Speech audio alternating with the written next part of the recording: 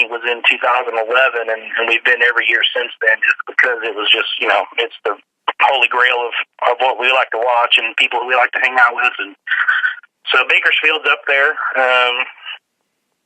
There's a lot of little tracks. Obviously, I like all the tracks that support Funny Car Chaos. Moken, Dragway, Carl Blanton and those guys up there that place has always been on my list of top 5 favorite tracks of all time. It's super cool, old school, and all the big dogs are in there, and it's just a really cool track out in the middle of a field.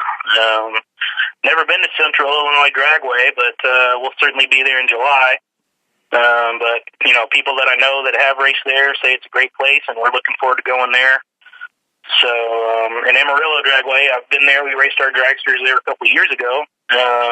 Another track with rich historic value there, and we like the old tracks. I'm not into the whole Super Bowl stadium tracks and 4 wide, and I'm into the old school stuff where people have got history and where people that we look up to raced before 30 years ago, and dirt pits and stuff like that. I'm not into all that fancy stuff, so we like the old school tracks, man. Ones you find out in the cornfield. Well, you need to come up to Great Lakes Dragway here in Union Grove, Wisconsin one of these days, then. I've heard, actually, I think somebody last week told me I need to consider that for the Funny Car deal, so that could be on the radar. You never know. That's a very old track right there. That's a legendary track. Yeah, absolutely. So now, when you run with your Heritage dragsters, you guys just do 8th mile racing? Yep, we do 8th mile down here. Majority of the tracks here are actually built 8th mile. There's only 2 or 3 quarter-mile tracks that run quarter-mile in Texas. There's a couple in Oklahoma as well, but there's way more 8th mile tracks than there is quarter-mile down here. So, and it's kind of funny. You go to the West Coast and you catch all kinds of flack about running 8th mile because that's not real racing and all that. But you can't help where you live, and you can't help who built the track, and you can't help all that stuff. So you take what you can get. But the SHRE series is a budget-focused series that runs on an index for a reason, and we run 8th mile for a reason, and trying to keep the cost down and keep the fun up. And so, the pro mods and the fuel altereds and a lot of other things are all running 8th mile here too, So, it's just kind of the way it is here, but certainly not opposed to quarter mile racing. And when we get to see it, we certainly like to watch it because, that other 660 is a whole other world. So, yeah. So have you ever ran the dragster on a quarter mile track? Yes, yeah, we've raced, both Tara and I have raced at the Bowling Green Hot Rod Reunion, quarter mile, and then at Bakersfield we raced the 2016 California Hot Rod Reunion. Went out first round of both races, but hey man, it's all good. I had a lot of fun, so. Now, since we go for the fun, if we get a trophy, that's just icing on the cake, so. Have you won any trophies in your career so far? Yeah, actually, I finished number 2 in the SHRE Nostalgia Eliminator 1 points championship 4 years in a row. 1 year I missed it by 1 point. Actually came down to I think it was the semifinals of the last race of the year at North Star on a cold, rainy night, and got out of the groove a little bit and tipped the cone over, and that ended my bid. But we have won some SHRE races in the past in the Nostalgia Eliminator 1. With the growth of our series, the competition has obviously increased drastically, and it ain't easy anymore. It used to be, not too hard to get in there and sneak one out, but these days they're pretty much dead on. So we got 16 cars running in a field where we used to have 6, and so the growth of the SHRA obviously has brought in a lot of competition. So my win record is going down per event, but the fun meter's still pegged, and that's all that really matters. Yeah, long as you're having fun out there. That's right. And I'm a blocker for Tara. That's what I'm going to do this year. I'm going to be her blocker car. I kind of like, the big boys get out there and act like they didn't lay one down for their teammate, but that's my best venture. Tara's the best racer in the house for sure. So we'll be trying to see what we can do to get her back on the championship deal. She won the championship in 2013, I think, or 14. So now, as long as the trophy comes to the same front door, it's all good. So now, when you first started getting into drag racing when you were young, who were the big influences for you? Well, I mean, I'm just like a super fan, man. We went to, back in the day, they used to run 2 nationals in Dallas and 2 nationals in Houston at the same year. So we'd be lucky enough to have 4 national events. And we would, I've always been interested in the fuel altereds and always been going to the outlaw fuel altered races around the Southwest. But, I was just a fan at that point and just a kid eating popcorn in the stands. But my favorite drivers were, Kenji Okazaki and Dean Scusa and Eddie Hill and Casey Spurlock and all these guys that had all this charisma and did 8th mile burnouts and, jumped out of their cars playing air guitar and had wavy hair, it's just, there's a lot more identifiable, interesting characters in the pro ranks, in my opinion, those days. And so, I've always liked funny cars, but, anybody from Texas is going to say Eddie Hill's their favorite top fuel driver probably. And so, the guys like that are who I always standing at the rope getting autographs and stuff. That was what I was doing. I've got binders full of autographs. That's all I used to do is just come home with bags full of hero cards. But now we make the hero cards. So it's funny how the world's been turning. But yeah, guys like that, Kenji Okazaki is probably my number 1 favorite driver. I just had a thing for the Moon Eyes car, and I always liked watching his interviews, and I'd draw his cars on the National Dragster, art contest every year and send in my drawings, and they'd get honorable mention and stuff, and I'd get him to sign it. It's just things like that I'll always remember from being a kid. Now, how about currently? You have any drivers you look up to these days? Oh yeah, there's lots of good drivers still for sure. I'm a big fan of the independent teams. I was lucky enough to work on Dale Creasy Jr.'s funny car for a couple of years, and we won an iCherry championship in '07. And that was probably the most fun I've ever had drag racing. So I always root for Peanut.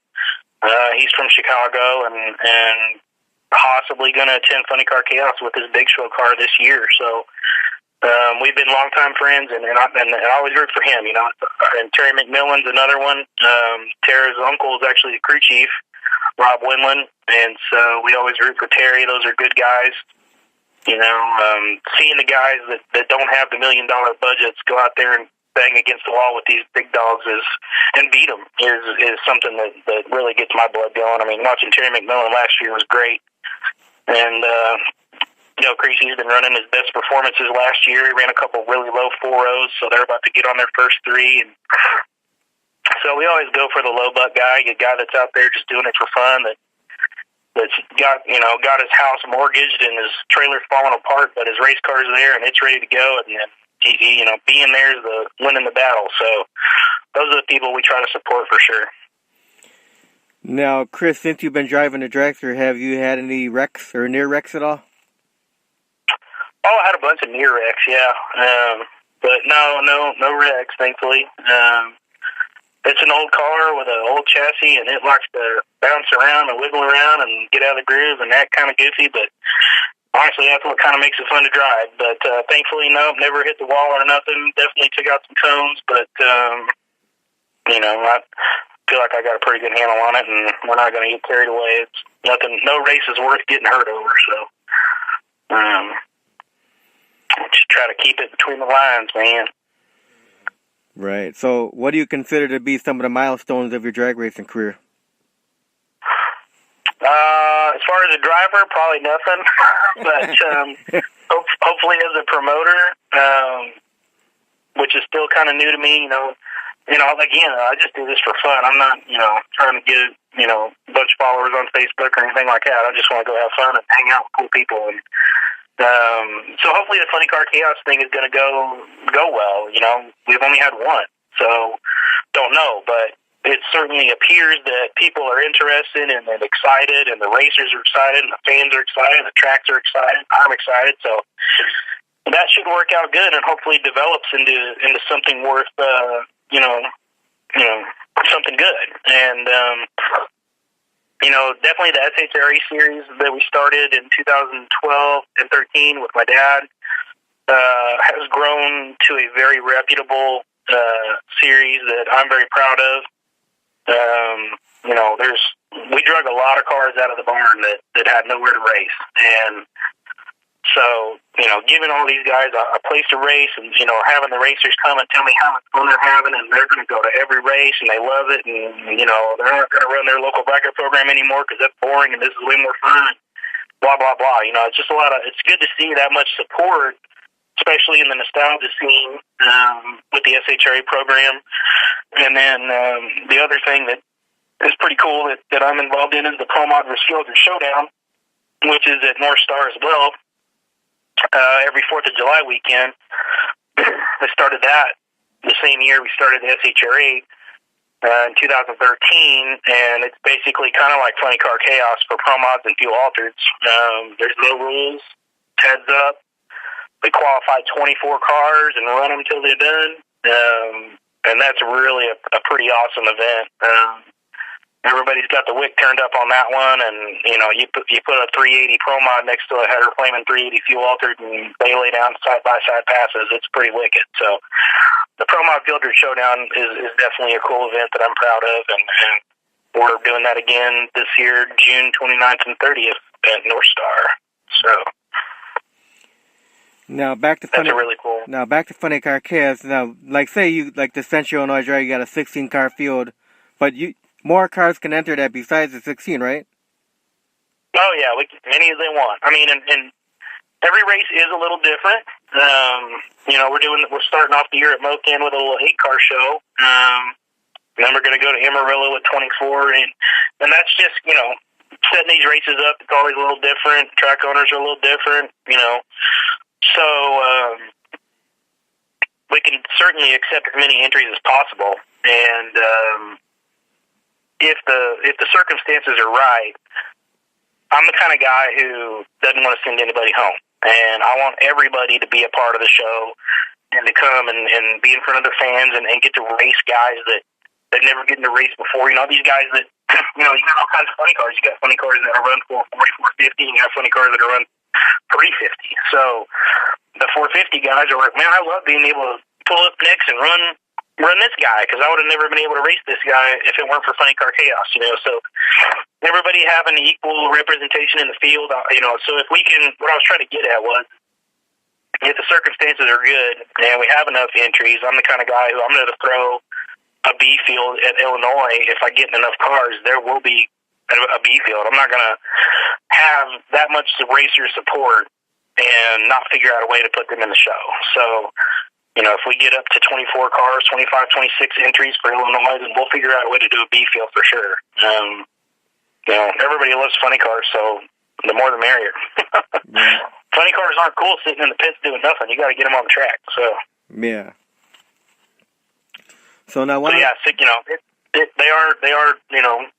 set up at different fields and different amount of cars qualified at this point. But Funny Car Chaos, there's no rules, so I can change them at any time and add more cars and all that. It's no big deal. So now, why don't you go through the whole schedule of all 4 events for the dates and all that stuff? Sure, yeah. April 27th, 28th is Mocan Dragway in Asbury, Missouri, which is outside of Joplin. That's an 8-car field. We got all kinds of cool stuff coming to the race.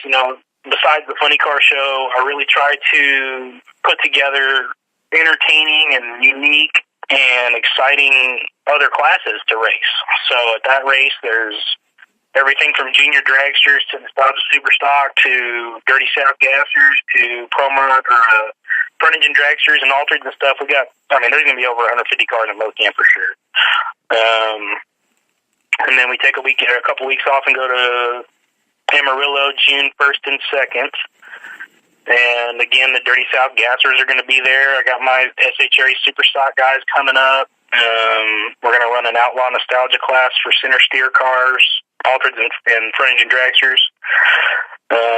So that's going to be really cool, and Amarillo's very excited about it, and so I think that's going to be great. Illinois is going to be good, and that's July 27th, 28th. first stop in the